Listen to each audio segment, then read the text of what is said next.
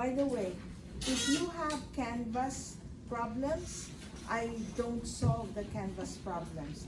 Maybe the stat people can help you, or e-learning in the Cascade building. I just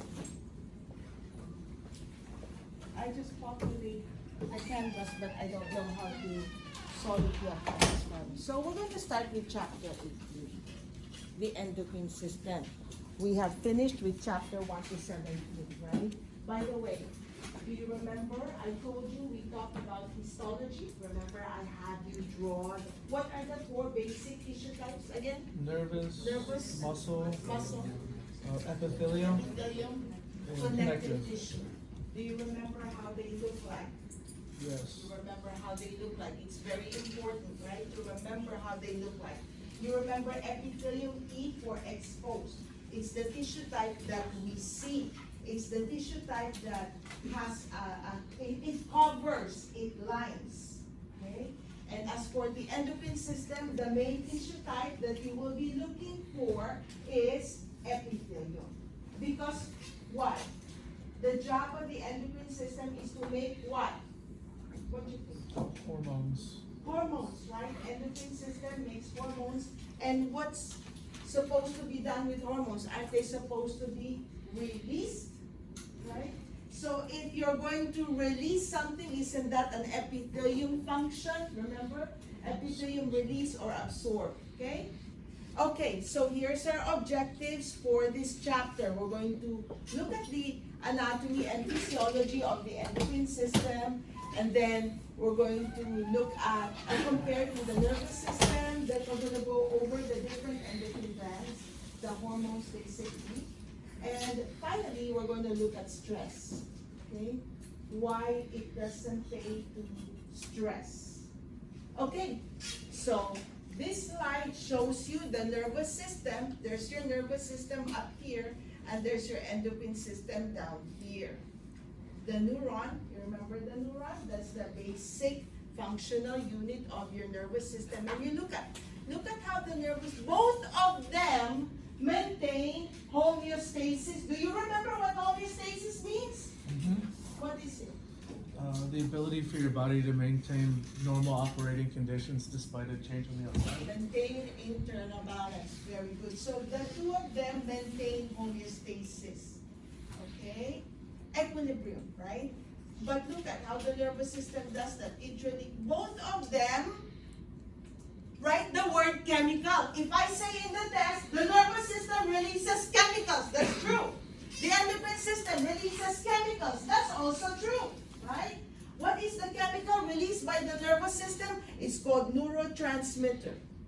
What's the chemical released by the endocrine system? It's called hormone. So if I ask you, they release chemicals, that's a true statement. Sometimes we think you don't see the word neurotransmitter or hormone and you mark false. They're both chemicals. Okay? And you look at the nervous system, when it releases it, it just releases it locally. And so, except for the ANS, remember the sympathetic nervous system. But in general, it releases the neurotransmitters here. And these cells that are exposed to that neurotransmitter in that local area are the ones that will respond. Think muscle, right? The neuromuscular junction. And then over here, you look at the endocrine system, you notice something very different. Do you see blood vessel in the endocrine system, right? So look at, there's your endocrine organ. It's called endocrine gland. You see your epithelium? Epithelium is very cellular, remember? Tightly packed cells, that's your epithelium. This is your endocrine gland. The endocrine gland makes the chemicals called hormones. And it will release its hormones, the blue dots, into the blood. All endocrine glands release their hormones into the blood. And then the hormones travel in the blood and go somewhere else. That somewhere else is called a target organ. So their effect is somewhere else. Okay? Do you see here? Blood? No, right? Only over here. That's the general basic difference. But both of them maintain homeostasis. So, which one do you think will be quicker in reacting or in maintaining homeostasis? Nerves? Yeah, right? Do you agree? Nervous? Mm-hmm. Why? Because this one still has to go to the target, right? So it has to get in its car and drive to the highway first and then go to the target. Whereas there's no driving involved there. Go straight. Okay? So this is a faster response. This one is slower.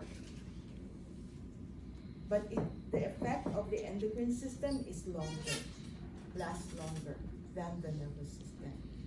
Okay?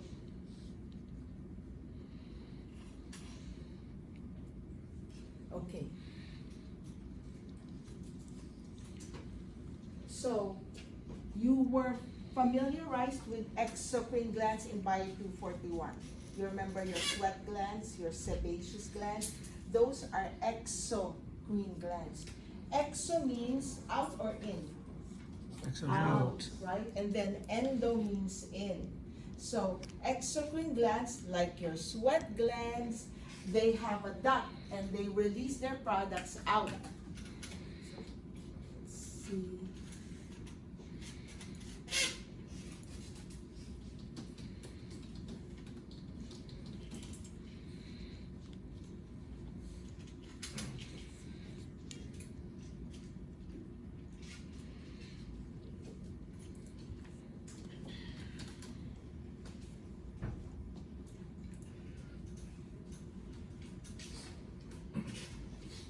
Okay, so here is, I don't know if you see, but here's a nice picture of your skin. You know this is skin because of the keratinous, keratinized squamous layer up there, right? So this is skin, that's your stratum corneum.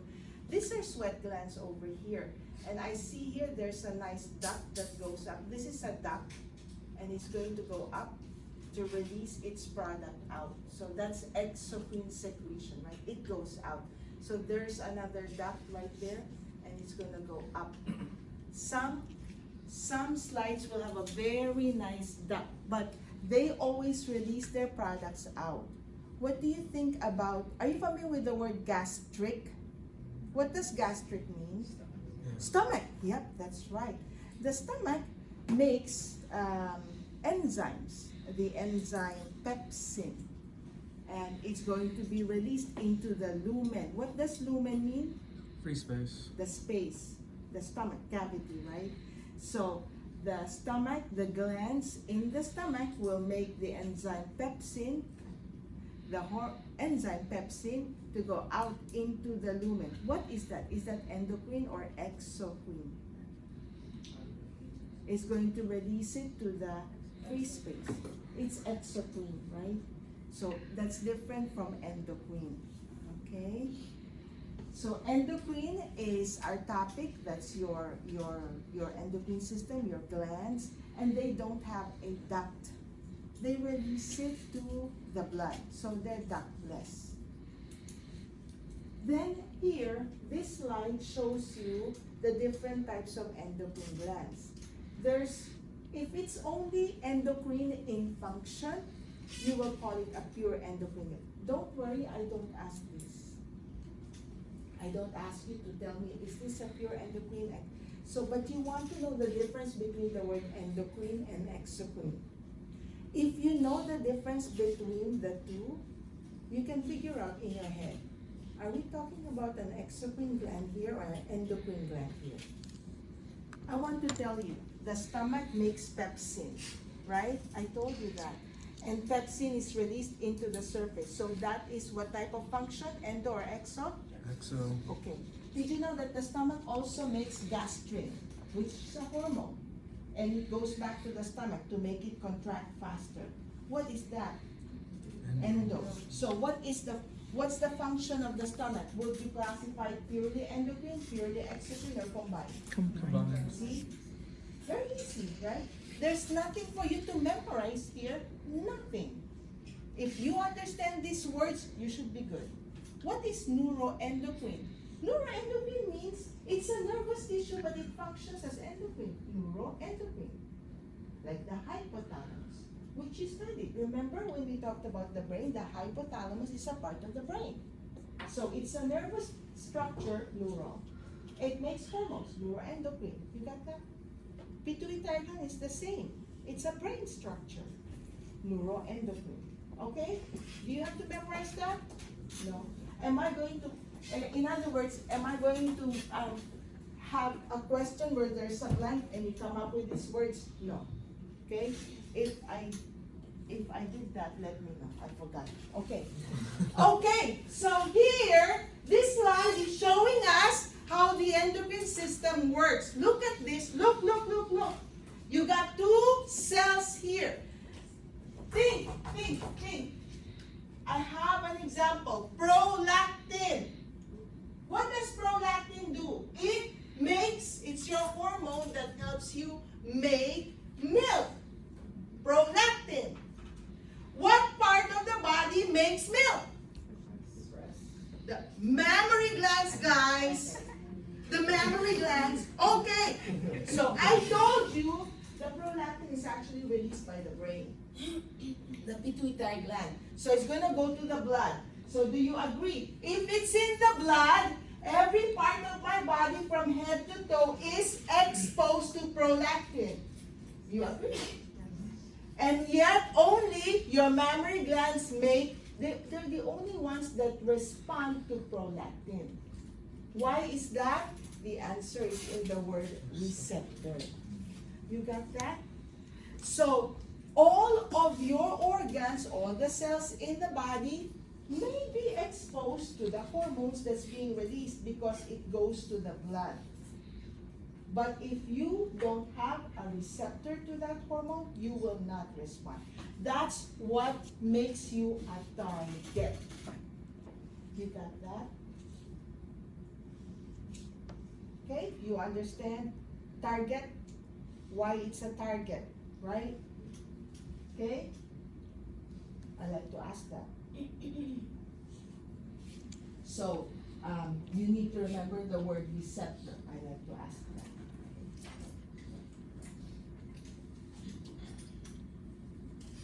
Because it doesn't make sense. Just remember, it's always in the blood. Your hormones are always in the blood. They go to their specific receptors. Like, you take a bath. Where do you take a bath? In the living room? Do you take a bath in? No, you don't. Why? Because there's no shower in there unless you have a shower in the living room. The shower is in the bathroom. That's the same thing. Okay? Okay. Do you have any questions so far? Raise your hand. Question.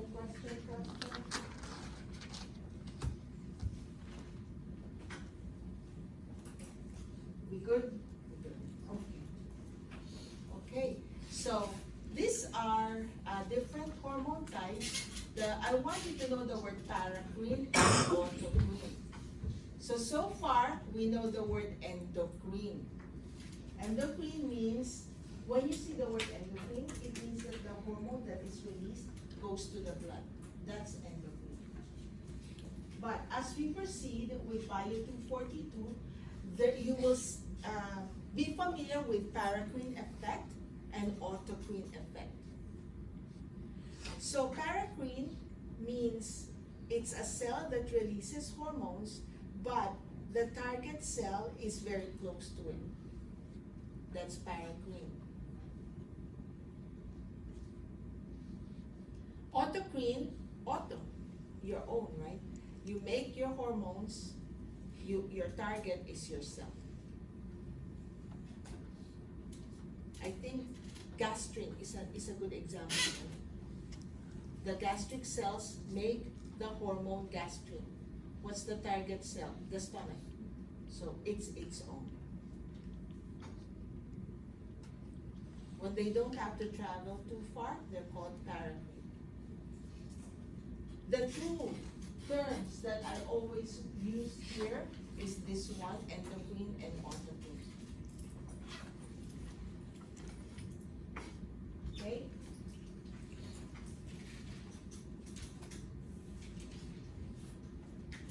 So we have endocrine glands from head to toe. And sometimes if they're not, if the composition of that hormone is not really identified completely, we call it a factor. So as you read your A&P book, you will see the word factor. When you see the word factor, that also refers to a chemical that has an endocrine function, okay? Growth factor, something like that, okay? So we're just going to concentrate on the big endocrine organs. The kidney, I'll tell you what to concentrate on. But this one, when we talk about the kidney, the ovary, the uterus, we're gonna cover them when we get to that chapter, okay? Okay, so this slide is showing you the types of hormones that we have in the body. We have a water-soluble and lipid-soluble hormones. Look at this. Look at this slide. Do you remember your cell membrane? What is the composition of your cell membrane? It is made up of phospholipid bilayer, right? So lipid. So look at the water-soluble hormone cannot enter the cell membrane, right? Because it's soluble in water. So the receptor for the hormone is here. The lipid-soluble can pass through the membrane, so the receptor must be inside. It can even be on the nucleus. But whether it's water-soluble or lipid-soluble, do you have any question on this slide? It's just showing you have two types, right? And you must know which one enters. So the receptor for this one can be here. The receptor for this one is only here. But look at this picture right here. What is this?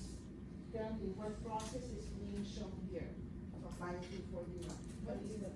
Yes, very good. Protein synthesis. You see the word transcription, translation. Right? So whether it's water soluble or lipid soluble, the action of the hormone once it finally enters the cell is on protein synthesis. It will affect the protein synthesis activity of the target cell. That's why we have to talk about protein synthesis in 241. This, see, that when the hormone goes in to the target cell, the target cell responds by protein synthesis. Okay, so this. Where's that? So this is a lipid-soluble hormone. See, it's going to go in and protein synthesis, affect protein synthesis. Look at the water-soluble hormone. It's out here, but through a series of receptor proteins, it will still affect protein synthesis. I'm going to use an example. Insulin. Are you familiar with insulin? Okay. What does insulin do? Yes, it lowers our blood sugar. So, when do you need your sugar to be low? Just after eating or way after you have eaten? Just after. Okay, so what did you have for breakfast? What you have for breakfast? Banana. Did anyone have breakfast? Yes. What you have? What you have? Oatmeal. Oatmeal is okay. Oatmeal, okay. Okay, Rochelle had oatmeal for breakfast, right? So I bet you this is Rochelle's, she has oatmeal. I bet you right now, after the oatmeal enters the blood, right? After the oatmeal enters the blood, your blood will have high sugar. Do you agree? Yes. Do you know the term for high sugar? It is called hyperglycemia, right? Hyperglycemia.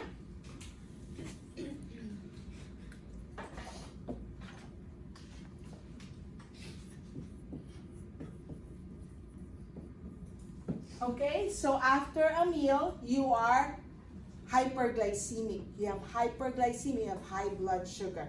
What is the function of carbohydrates? It's the main source of? Energy. Yes, energy for the cells, right? So then that means this sugar that's now in Rochelle's blood, the sugar, I'm going to write G, it's in the blood now. It's useless unless it goes to the cell. There's your cell. I'm going to use the nervous cell, right? The neuron. Remember, the neurons do not store sugar. So they always have to have a fresh supply of sugar. Remember that? Where do you store sugar? What stores sugar? Letter L, I, V, E, R, liver. The liver and muscle store sugar. Remember that? The two of them, they store sugar, but the liver is the only one that will tide you over. Okay, so let's look at the story. You are in hyperglycemia. So can you picture, she ate high blood sugar, and that high blood sugar is going to be pumped so it will enter. So my GI, picture me, I ate, now it's in my GI, absorb, right? My GI will absorb it. Now it's going to return to the heart. Do you follow so far? Okay, so then the heart will be pumping high blood sugar. You got that so far? So one of the organs that will receive the high blood sugar is called the pancreas. You got that? So now the high blood sugar is going to go to the pancreas. One more time, Rochelle just ate. She has hyperglycemia, right? From her GI goes to the heart. The heart will pump the high blood sugar, and then the pancreas will detect that there's lots of sugar in the blood. You got that? When the pancreas detects the high blood sugar, the pancreas will respond by releasing insulin. Okay? So here's the pancreas that's receiving high blood sugar. Can you picture that? Look at now. When the blood leaves the pancreas, there's still high blood sugar, but now there's also insulin. You got that? Question? You got that so far, everybody? Okay? So when it leaves, when the blood leaves the pancreas, it's still hyperglycemia, but now there's also insulin. Okay? So then the insulin will go to your target organs, right? The insulin plus the high blood sugar will go to your target organs. And I'm going to use the nervous system for a target organ. So here, this is your neuron. Okay? What will the insulin tell the target organ to do? It will tell the target organ to make gates or channels. Do you remember our channels in our cell membrane? I'm going to show you again in case you forgot.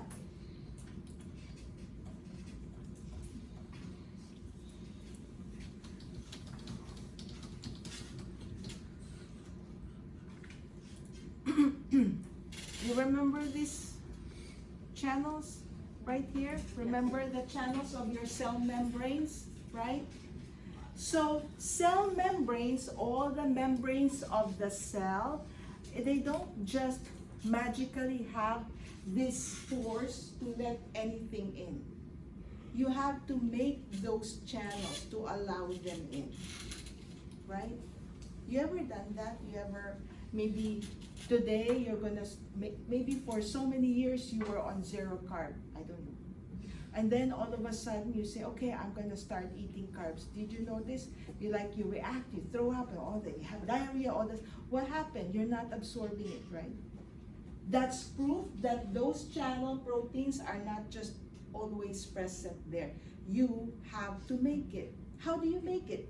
The hormone. You got that? So in other words, the hormones, I use them as, they're like words. When I want you to take out the trash, Baba, take out the trash. I have to say, Baba, take out the trash. So you have to speak. So just like here, the pancreas talks to the rest of the body. And what words does the pancreas use? It's called hormones. Okay? So here, look, the hyperglycemia plus insulin, the insulin goes to the cell. The insulin is the one that goes first, right? In the meantime, there's still hyperglycemia here. So finally, when the cell gets the message, oh, whoa, there's insulin, I gotta make these glucose channels, right? Because that's what insulin will tell the target cells to do. Now, all of a sudden, it has channel proteins to allow the glucose in. That's the only time that glucose can go in. That's why we need insulin. That's why insulin is called a glucose or sugar-lowering hormone. When does the pancreas release insulin? During hyperglycemia or hypoglycemia? Hyperglycemia. Look at your drawing. Look at my drawing, whatever. You got this? I may ask you this. You have any question? This is the basic. We just use insulin as an example, but this is how hormones do it. When they go to the target organ, that's what they do. Tell the protein synthesis, make enzymes, whatever. Some will make enzymes here, it will make channel proteins. And that's the only time glucose is able to go inside. And now your cell is happy, it has energy. It can do what it's supposed to do. If this was a nervous cell, it can start using the energy to make its own neurotransmitters. You're happy. You can react properly. Isn't it? When people have low insulin, what do you call it, by the way? What's that condition when you have problems with sugar? Diabetes, right? When you have diabetes, don't they become weak or dizzy? Yes. Right? Disoriented. Why? Look. Okay, so now we're going to look at if you have low insulin. If you are low in insulin, do you agree? You remain in hyperglycemia, right? The blood sugar remains high. So the cells are starved. Every cell in the body, muscle, I don't care what cell it is, it will only allow sugar in if it has a channel. And it will only make the channels in response to insulin. This is the scary thing about diabetes. That's why it's so prevalent, because actually there is no other sugar lowering hormone than insulin. There's none. Okay? So if you have low insulin, your cells are starved. You remain in hyperglycemia, number one. Number two, if your cells are starved, you're going to be tired. You have no energy. That's what diabetics feel, right? They have no energy. And yet their sugar is high, right? What else do? They eat. They're hungry. Polyphagia. Why? Because they're hungry. The sugar is not entering their cells. So they have to eat. Right? Okay. What is that high sugar going to do? When it gets to the kidneys, it creates an osmotic gradient. It's going to grab a lot of water. So their urine is high volume. Do you agree? Polyuria. They pee frequently and large volume. Polyuria. I have asked in the past, I have asked the students to explain why these symptoms happen in diabetes. Because it's very common. You should be able to explain that to your patients, so they understand why they need the insulin. They understand why they need to do this or that. And if you don't explain it to them, it's very hard for compliance, right, for your patients.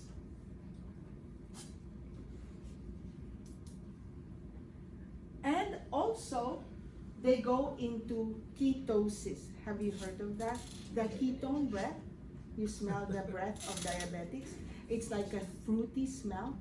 They go into ketosis. Why? Because your brain, if your brain stops, you're going to die, right? Because it's the one that has to, you're going to go into a coma. So the brain, even though the brain's main nutrient source is glucose, so that it can still function, it goes to plan B. It starts using fats. But fats, when we go to nutrition and metabolism, you will see that fats, the problem with using fat for energy is the buildup of ketone bodies, which then you smell. You go into ketosis, which is not good. You just get dizzy. So you have to inject them with insulin. So you already studied one hormone just by looking at the effect of hormones on the protein synthesis activity of the cell. So do you have any question on this slide? Protein synthesis activity. Any question?